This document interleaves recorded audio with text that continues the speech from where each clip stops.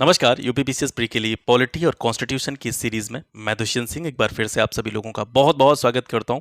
आज से हम स्टार्ट करने जा रहे हैं संघीय कार्यपालिका। और संघीय कार्यपालिका के अंतर्गत जो सबसे पहला टॉपिक आता है वो आपका आता है राष्ट्रपति या प्रेसिडेंट, जिसके बारे में आज इस वीडियो में हम डिस्कस करेंगे। हालांकि कल एक सेपरेट वीडियो बना करके मैंने आपको बताया था कि कार्यपालिका के अंतर्गत कौन कौन सी चीज़ें आती हैं, विधायिका या व्यवस्थापिका के अंतर्गत कौन कौन सी चीज़ें आती हैं, न्यायपालिका के अंतर्गत कौन कौन सी चीज़ें आती हैं, जिनके बारे में हम आगे पढ़ने वाले हैं। इन सभी के बारे में एक बेसिक समझ हम कल विकसित कर चुके हैं। आज से हम राष्ट्रपति स्टार्ट करने जा रहे हैं। कार्यपालिका, व्यवस्थापिका और न्यायपालिका को कल मैंने आपको वैसे बता दिया था, इनका स्ट्रक्चर बता दिया था, लेकिन थोड़ा सा इसके बारे में और आप जानिए कि ये काम क्या करती हैं या किस तरीके से इनका आपस में रिलेशन होता है। तो सबसे पहले व्यवस्थापिका के बारे में बात करें कि व्यवस्थापिका क्या होती है। देखिए, व्यवस्थापिका का निर्माण होता है जनता के द्वारा चुने गए प्रतिनिधियों से। व्यवस्थापिका, विधायिका या इसको आप संसद कह सकते हैं, इसके 3 अंग होते हैं। एक राष्ट्रपति, राज्यसभा जो इसका उच्च सदन होता है, और लोकसभा जो इसका निम्न सदन होता है। तो व्यवस्थापिका का निर्माण कैसे होता है? जनता के द्वारा चुने गए प्रतिनिधियों से। तो इन शॉर्ट हम कह सकते हैं कि जो व्यवस्थापिका या विधायिका होती है वो जनता के द्वारा चुने गए प्रतिनिधियों का, रिप्रेजेंटेटिव्स का एक ग्रुप होता है, समूह होता है, जो जनता की इच्छा को कानूनी रूप प्रदान करने और संविधान में संशोधन करने का काम करता है। यानी विधि बनाने का काम जो है वो व्यवस्थापिका का है, और कार्यपालिका उस विधि को लागू करने का काम करती है, और न्यायपालिका उस विधि की व्याख्या करने का काम करती है, या व्यवस्थापिका के द्वारा जो भी विधि बनाई जाती है, कानून बनाई जाती है, उसकी न्यायिक रक्षा करने का काम न्यायपालिका करती है। ठीक है, तो ये एक थोड़ी सी जानकारी थी। अब इसके बाद में राष्ट्रपति के बारे में पढ़ते हैं। यहाँ से देखिए, राष्ट्रपति जो होता है, हमारा जो संविधान होता है या हमारा जो भी एडमिनिस्ट्रेशन है, उसमें सर्वोच्च पद जो होता है वो राष्ट्रपति का होता है। इन्हें देश का प्रथम नागरिक भी कहा जाता है। तीनों सेनाओं के सर्वोच्च सेनापति या सर्वोच्च कमांडर के रूप में भी इनको जाना जाता है। ये देश के मुखिया होते हैं, यानी देश के जितने भी प्रशासनिक कार्य होते हैं वो राष्ट्रपति के नाम से ही किए जाते हैं। हालांकि बेशक जो कार्यकारी शक्तियां होती हैं वो किसको मिली होती हैं? प्रधानमंत्री को मिली होती हैं, और कार्यपालिका का वास्तविक प्रमुख भी प्रधानमंत्री को माना जाता है। राष्ट्रपति के संबंध में क्या कहा जाता है कि ये कार्यपालिका के नाम मात्र के प्रमुख होते हैं, और वास्तविक प्रमुख प्रधानमंत्री होता है। यानी वास्तविक जो पावर्स होती हैं, शक्तियां होती हैं, वो प्रधानमंत्री के हाथ में होती हैं, लेकिन जितने भी कार्य संपादित किए जाते हैं वे सारे राष्ट्रपति के नाम से ही किए जाते हैं। कुछ आर्टिकल्स हैं राष्ट्रपति से जुड़े हुए, उनको देखते हैं कि भारत का एक राष्ट्रपति होगा। ठीक है, राष्ट्रपति के पद के बारे में किस आर्टिकल में बात की गई है? आर्टिकल 52।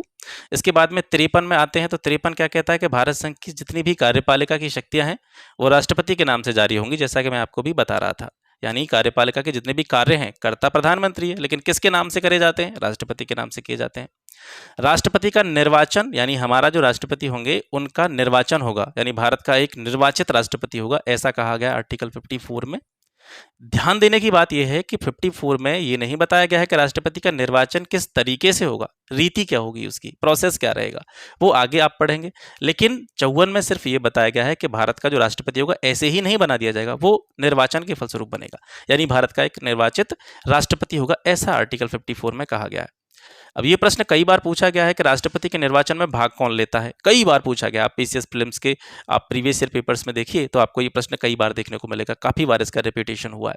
तो राष्ट्रपति के निर्वाचन में भाग लेते हैं लोकसभा, राज्यसभा और विधानसभाओं के निर्वाचित सदस्य।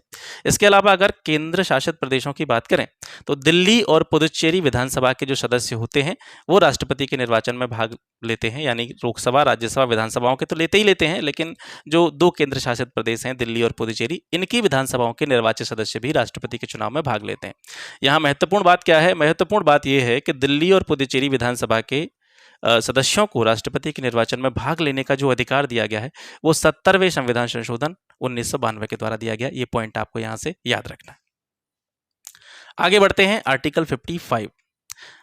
आर्टिकल 55 बताता है राष्ट्रपति का निर्वाचन किस तरीके से होगा, उसकी रीति क्या होगी, पद्धति क्या होगी। 54 में राष्ट्रपति के बारे में यह कहा गया है कि भारत का राष्ट्रपति जो होगा वो निर्वाचित होगा।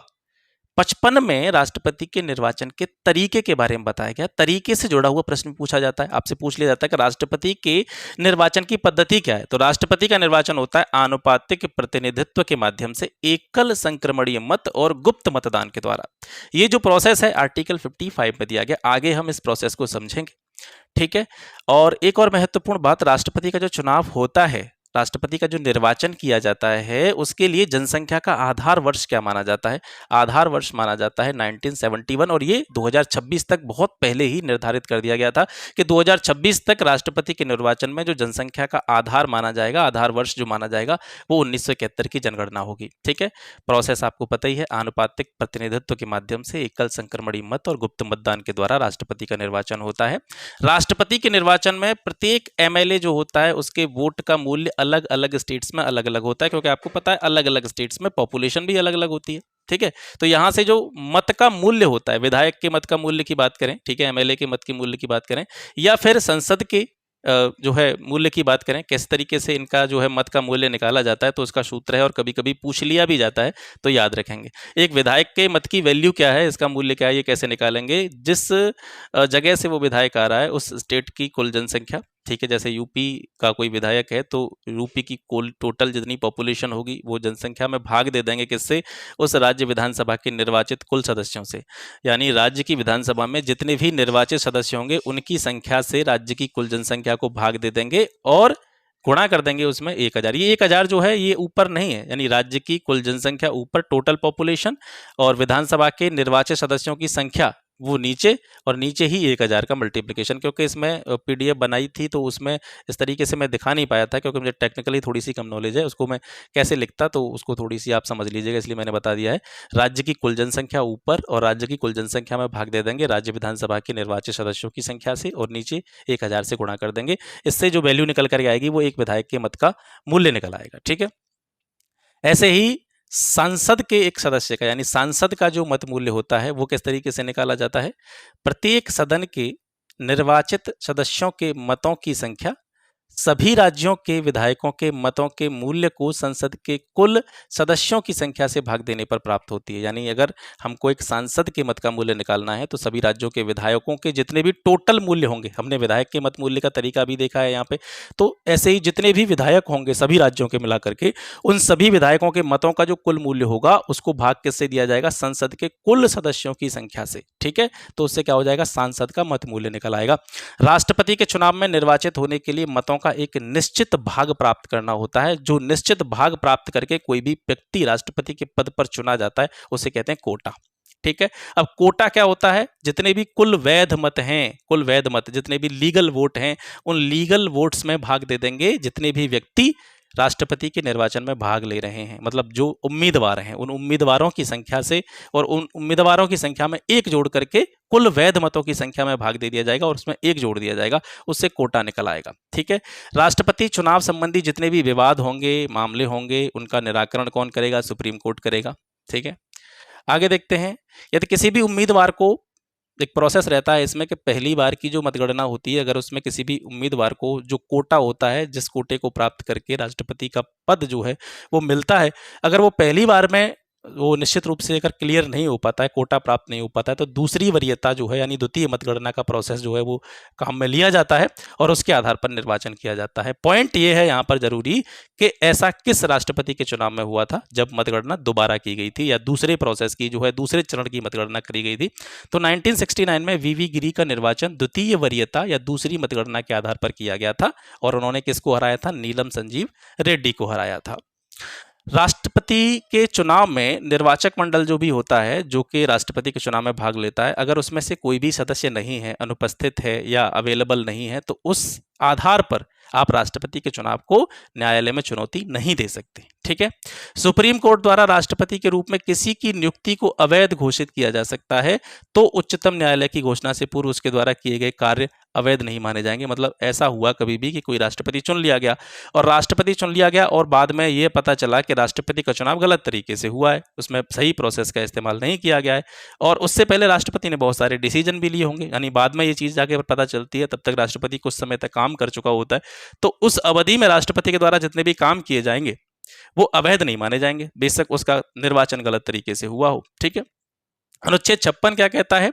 राष्ट्रपति के पद की अवधि के बारे में। अवधि या उसका कार्यकाल अनुच्छेद 56 के अंतर्गत है। 5 वर्ष की राष्ट्रपति के कार्यकाल की अवधि होती है, लेकिन यह पदावधि 3 प्रकार से समाप्त हो सकती है। यानी अगर राष्ट्रपति की मृत्यु हो जाए तो उसका पद खाली हो सकता है, या फिर राष्ट्रपति उपराष्ट्रपति को अपना त्यागपत्र दे दिए। ठीक है, यहाँ पर एक पॉइंट याद रखेंगे, राष्ट्रपति किसको त्यागपत्र देता है? उपराष्ट्रपति को। ठीक है, तो आर्टिकल 56 राष्ट्रपति के पद की अवधि के बारे में बात करता है, जो 5 साल की होती है, और इस अवधि को 3 प्रकार से जो है ये खाली हो सकती है। ये अवधि जो है समाप्त हो सकती है, राष्ट्रपति का पद खाली हो सकता है, या तो राष्ट्रपति की मृत्यु हो जाए, या वो अपना त्यागपत्र जो है स्वेच्छा से उपराष्ट्रपति को सौंप दे, या फिर उस पर कोई महाभियोग की प्रक्रिया चलाई जाए जो कि सही साबित हो, और उस तरीके से भी राष्ट्रपति का पद खाली हो सकता है। आर्टिकल 57 यह बताता है राष्ट्रपति के पुनर्निर्वाचन के लिए पात्रता, यानी एक तरह से संविधान में इस बारे में बहुत ज़्यादा कोई क्लियरली नहीं बताया गया है कि राष्ट्रपति का पुनर्निर्वाचन होगा, लेकिन पात्रता के विषय में बताया गया है। संविधान इस जगह पर कहीं ना कहीं मौन दिखाई देता है, यानी एक तरह से हम ये भी कह सकते हैं कि राष्ट्रपति जो होता है भारत का मतलब मल्टीपल टाइम्स जो है वो निर्वाचित हो सकता है। तो राष्ट्रपति की दोबारा से निर्वाचन के लिए पात्रता की बात आर्टिकल 57 में करी गई है। राष्ट्रपति के चुनाव का नोटिफिकेशन कौन जारी करता है? इलेक्शन कमीशन, याद रखेंगे, चुनाव आयोग। अमेरिका का राष्ट्रपति अधिकतम 2 बार निर्वाचित हो सकता है। अधिकतम, मैक्सिमम जो है अमेरिका का कोई राष्ट्रपति बनेगा तो मैक्सिमम व्यक्तिगत रूप से 2 बार वह अमेरिका का राष्ट्रपति बन सकता है, 2 बार निर्वाचित हो सकता है।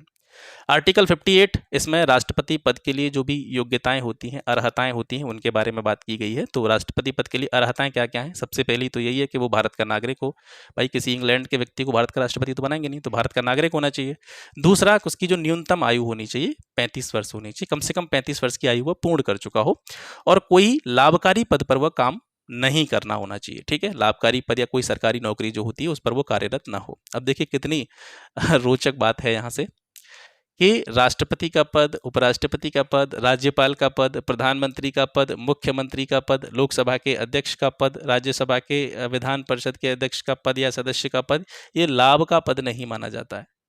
अब देखिए सबसे ज़्यादा पैसा इन्हीं में है। ठीक है, आप देख रहे होंगे सबसे ज़्यादा यही लोग जो है आनंद का जीवन व्यतीत करते हैं, और इन्हीं को जो है लाभ का पद नहीं माना जाता है। अगर आप किसी क्लर्क की, चपरासी की नौकरी कहीं पे कर रहे होंगे तो वो लाभ का पद माना जाएगा, मतलब आप वहाँ से लाभ ले रहे हैं, और ये लोग जो है बिल्कुल भी लाभ नहीं लेते हैं, ऐसा कहा जाता है। तो वो किसी लाभ के पद पर नहीं होना चाहिए अगर उसको राष्ट्रपति के चुनाव में हिस्सा लेना है, यानी उसकी योग्यता में एक ये भी चीज़ जोड़ी गई है। ठीक है, इसके अलावा एक और अर्हता है उसकी कि लोकसभा का सदस्य बनने की उसके अंदर योग्यता होनी चाहिए। चुनाव नामांकन के लिए, यानी जब राष्ट्रपति का चुनाव होता है उसके लिए जो पर्चा भरा जाता है, नामांकन होता है, तो उसके लिए 50 प्रस्तावक होने चाहिए, 50 अनुमोदक होने चाहिए। ठीक है, 15,000 रुपये की जमानत राशि उसको जमा करनी होती है राजकीय कोष में या आरबीआई में। 15,000 रुपये की जमानत राशि की व्यवस्था क्यों करी गई है? ये इसलिए करी गई है कि कोई भी आलतू फालतू लोग आकर के राष्ट्रपति के चुनाव में खड़े न हो। ठीक है, अगर जमानत राशि नहीं रखेंगे तो कोई भी खड़ा हो जाएगा, तो इस वजह से एक राशि रखी गई है, जमानत राशि 15,000 की। और इसके संबंध में क्या प्रावधान करा गया है कि अगर जैसे कोई भी व्यक्ति राष्ट्रपति का नामांकन करता है, राष्ट्रपति के चुनाव में भाग लेता है, तो जो टोटल डाले गए मत होते हैं, जितने भी वोट डाले जाते हैं, उनका अगर 6वां हिस्सा उसको प्राप्त नहीं होगा तो जो 15,000 की जमानत राशि है उसकी जब्त कर ली जाएगी। ठीक है, अगर 1/6 से ज़्यादा वोट उसको प्राप्त होते हैं, चाहे वो राष्ट्रपति बनता है या नहीं बनता है, वो एक अलग मैटर है, उसकी 15,000 की जमानत राशि उसको लौटा दी जाएगी। ठीक है, अगर 1/6 भाग से कम जो है उसको वोट प्राप्त होते हैं तो 15,000 की जमानत राशि उसकी जब्त कर ली जाएगी। आर्टिकल 59 में शर्तें हैं कुछ। ठीक है, वह व्यक्ति जो संसद के किसी भी सदन का सदस्य है या राज्य विधानसभा का सदस्य है, तो राष्ट्रपति निर्वाचित होने पर उसे उस सदन की जो सदस्यता है वो छोड़नी पड़ती है। आर्टिकल 60 में क्या है? राष्ट्रपति अन्य पदों की शपथ के प्रारूप संविधान के संरक्षण की शपथ लेता है। मतलब कुछ लोग होते हैं जो अलग प्रकार की शपथ लेते हैं, अन्य पद, लेकिन जो राष्ट्रपति को शपथ दिलाई जाती है वो संविधान के संरक्षण की शपथ दिलाई जाती है। ठीक है, और किसके द्वारा दिलाई जाती है? इंपॉर्टेंट पॉइंट है, सर्वोच्च न्यायालय के मुख्य न्यायाधीश के द्वारा, जो हमारे सीजेआई होते हैं, चीफ जस्टिस ऑफ इंडिया, उनके द्वारा राष्ट्रपति को शपथ दिलाई जाती है। अगर किसी कंडीशन में सीजेआई अवेलेबल न हो तो मुख्य न्यायाधीश की जो है अनुपस्थिति में जो वरिष्ठ न्यायाधीश होता है सुप्रीम कोर्ट का, उसके द्वारा जो है ये शपथ दिलाई जाती है। आर्टिकल 61 में राष्ट्रपति पर महाभियोग की प्रक्रिया का वर्णन है। राष्ट्रपति को संसद द्वारा महाभियोग के आधार पर हटाया जा सकता है, लेकिन ये महाभियोग किस कंडीशन में लगाया जाएगा? आर्टिकल 56 ख ये कहता है कि संविधान का अतिक्रमण अगर राष्ट्रपति के द्वारा किया जा रहा है, राष्ट्रपति कोई ऐसा काम कर रहे हैं जिससे संविधान के वास्तविक मूल्यों का अतिक्रमण हो रहा है, तो राष्ट्रपति पर आर्टिकल 61 के तहत महाभियोग का प्रोसेस है वो चलाया जा सकता है। महाभियोग एक अर्ध न्यायिक प्रक्रिया है, ये स्टेटमेंट आप याद रखेंगे, कई बार पूछा गया है। इसके अलावा महाभियोग को किसी भी सदन में लाया जा सकता है। महाभियोग का जो प्रस्ताव होता है, प्रपोजल होता है, वो किसी भी सदन में लाया जा सकता है, लेकिन इसको लाने के लिए जिस सदन में इसको लाया जा रहा है उस सदन के 1/4 सदस्यों के द्वारा, चौथाई सदस्यों के द्वारा 14 दिन पहले लिखित रूप में, रिटन में राष्ट्रपति को इसकी सूचना देना आवश्यक होता है। 14 दिन के बाद यानी सूचना दे दी आपने, और 14 दिन के बाद जिस सदन में भी ये प्रस्ताव लाया गया है उसी सदन में 2/3 सदस्यों द्वारा या कुल सदस्यों के साधारण बहुमत द्वारा पारित होने पर दूसरे सदन में भी यही प्रोसेस अपनाया जाता है, और वहां भी 2/3 या साधारण बहुमत से अगर ये प्रस्ताव पारित हो जाए तो राष्ट्रपति को पद से हटा हुआ माना जाता है। ठीक है, यानी यहां से एक चीज क्लियर हो गई कि भारत के राष्ट्रपति को भारत की संसद भी उसके पद से हटा सकती है। अब तक भारत के किसी भी राष्ट्रपति पर यह प्रोसेस लागू नहीं किया गया है, किसी भी राष्ट्रपति पर महाभियोग की प्रक्रिया चालू नहीं की गई है।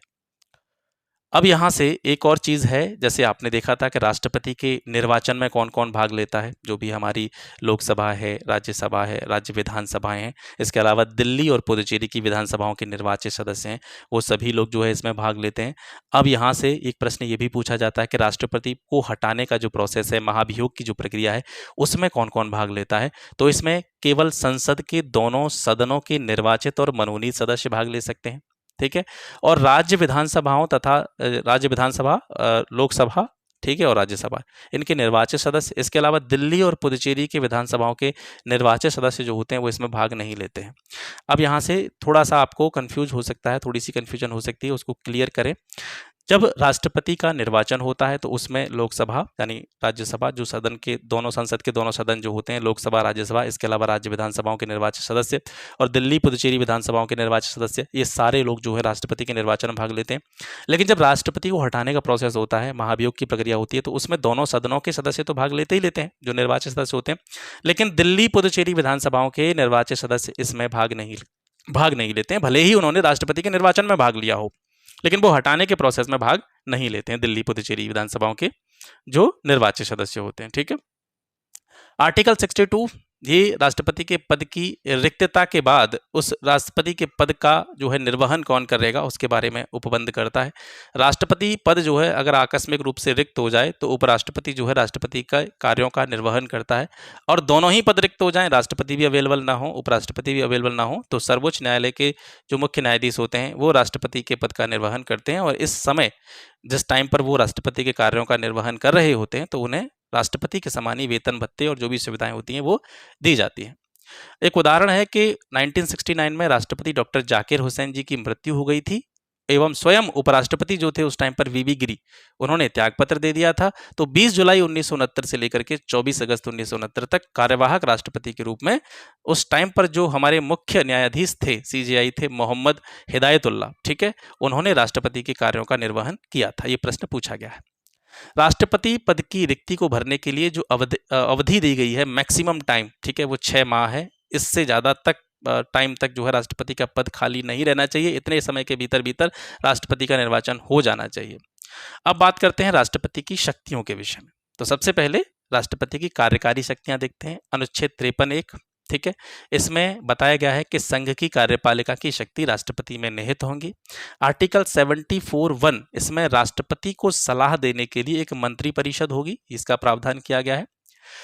इसके अलावा राष्ट्रपति जो है बहुत सारे जो है पदों की नियुक्ति करता है, कुछ परिषद होती हैं उनका गठन करता है। तो जैसे अगर बात करें राज्य और केंद्र शासित प्रदेशों के जो राज्यपाल हैं उनकी नियुक्ति राष्ट्रपति के द्वारा की जाती है, अनुच्छेद 156। यूपीएससी के अध्यक्ष और सदस्यों की नियुक्ति भी राष्ट्रपति के द्वारा की जाती है, आर्टिकल 316। चुनाव आयुक्त की नियुक्ति भी राष्ट्रपति के द्वारा की जाती है, आर्टिकल 324। महान्यायवादी की नियुक्ति भी राष्ट्रपति के द्वारा की जाती है, 376।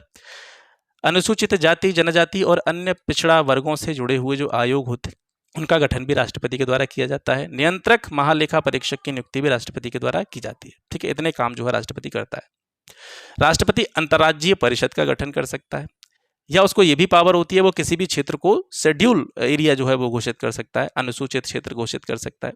वित्त आयोग का गठन भी राष्ट्रपति के द्वारा किया जाता है। वित्त आयोग का गठन केंद्र राज्य के बीच में जो रेवेन्यू होता है उसके डिस्ट्रीब्यूशन के लिए।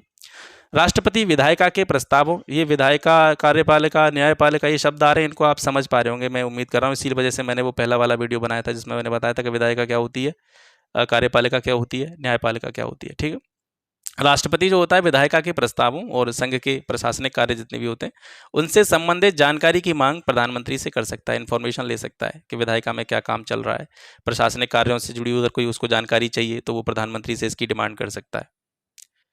विधायी शक्तियां कौन कौन सी होती हैं? आर्टिकल 85 के अंतर्गत यह राष्ट्रपति जो होते हैं हमारे, ये संसद के सत्र को आहूत कर सकते हैं, यानी उसको शुरुआत कर सकते हैं, बुला सकते हैं और उसका सत्रावसान भी कर सकते हैं। आर्टिकल 87 में राष्ट्रपति जो होते हैं नई लोकसभा का जब गठन होता है उसके टाइम पर और वर्ष के पहले सत्र के प्रारंभ में संसद के दोनों सदनों के सामने मंत्रिमंडल जो एक भाषण तैयार करता है उसको पढ़ते हैं, अभिभाषण को पढ़ते हैं, जिसे संसद जो है वो धन्यवाद प्रस्ताव के रूप में पारित करती है। आर्टिकल 108 में क्या है? संसद का जो संयुक्त अधिवेशन बुलाया जाता है, आह्वान किया जाता है, वो राष्ट्रपति के द्वारा किया जाता है, लेकिन इसकी अध्यक्षता लोकसभा अध्यक्ष करता है। संसद के दोनों सदनों का जो संयुक्त अधिवेशन होता है इसकी अध्यक्षता लोकसभा अध्यक्ष के द्वारा की जाती है, लेकिन बुलाता कौन है? इस अधिवेशन को बुलाने की शक्ति जो है वो राष्ट्रपति को है, आर्टिकल 108 में। आर्टिकल 80(2) इसके तहत राज्यसभा में 12 सदस्यों को मनोनीत करने की शक्ति राष्ट्रपति की है। ठीक है। इसके अलावा राष्ट्रपति अनुच्छेद 331 के तहत लोकसभा में 2 एंग्लो इंडियन व्यक्तियों को मनोनीत करता है। आपने देखा होगा राज्यसभा में 12 सदस्यों को मनोनीत किया जाता है राष्ट्रपति के द्वारा और लोकसभा में 2 आंग्ल भारतीय समूह के लोगों को जो है मनोनीत किया जाता है। तो ये दोनों शक्तियां आर्टिकल 80(2) के अंतर्गत हैं। ठीक है। और 331 के अंतर्गत जो है वो लोकसभा के अंदर जो 2 एंग्लो इंडियंस को जो है नामित किया जाता है वो 331 के अंतर्गत है। आर्टिकल 123 यानी 123 के अंतर्गत राष्ट्रपति को अध्यादेश जारी करने की शक्ति प्रदान की गई है। और अध्यादेश कब जारी किया जाता है? जब संसद का जो अधिवेशन होता है वो नहीं चल रहा हो और कोई बिल लाना हो और वो बिल बहुत जरूरी हो तो राष्ट्रपति, प्रधानमंत्री और मंत्रिपरिषद की लिखित सलाह पर एक अध्यादेश जारी कर सकता है। और ये अध्यादेश जो होता है 6 महीने तक वैलिड रहता है, मान्य रहता है। संसद के अधिवेशन प्रारंभ होने के 6 सप्ताह के भीतर संसद द्वारा इस अध्यादेश को अनुमोदित करना आवश्यक होता है, अन्यथा ये अपने आप ही फिनिश हो जाता है, समाप्त हो जाता है। अब एक प्रश्न जो कि पीसीएस प्री में पूछा गया था कि आर्टिकल 123 के अंतर्गत राष्ट्रपति को जो अध्यादेश जारी करने की शक्ति प्रदान की गई है ये किस अधिनियम के तहत प्रदान की गई है? तो भारत शासन अधिनियम, गवर्नमेंट ऑफ इंडिया एक्ट 1935 जो आपने आया था, मैंने पढ़ा चुका हूँ, इसमें भी मैंने उसमें भी बताया था जब हम संवैधानिक विकास पढ़ रहे थे तो उसमें भी ये सारी चीज़ें हमने पढ़ी थी। जो भारत शासन अधिनियम 1935 है उसके अंतर्गत जो है राष्ट्रपति को आर्टिकल 123 के तहत अध्यादेश जारी करने की शक्ति दी गई है। ठीक है। तो ये हो गया आज का सेशन। आशा करता हूँ सेशन आपको पसंद आया होगा। ये पहला पार्ट था राष्ट्रपति से रिलेटेड और इसका जो सेकंड पार्ट है उसमें जो कुछ बची हुई चीज़ें हैं, ठीक है, उसको हम आज ही कवर करेंगे। तो आपको रेडी रहना है, लगभग दोपहर के आसपास आपको वो वाला वीडियो मिल जाएगा। आज के लिए बस इतना ही, मिलते हैं आपसे फिर एक नेक्स्ट वीडियो में एक नए टॉपिक के साथ। तब तक के लिए नमस्कार, जय हिंद।